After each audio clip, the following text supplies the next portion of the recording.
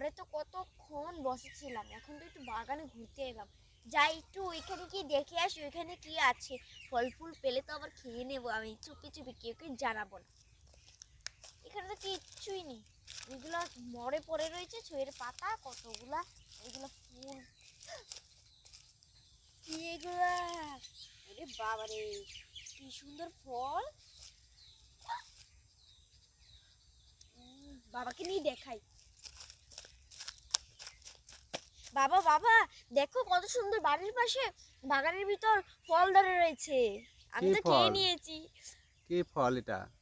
জানি না তো। তুমি না জেনে এগুলা ফল খেয়ে ফেলেছো। ওগুলো বিষাক্ত তো হতে পারে। ঠিক, ঠিকই তো বলেছো বাবা।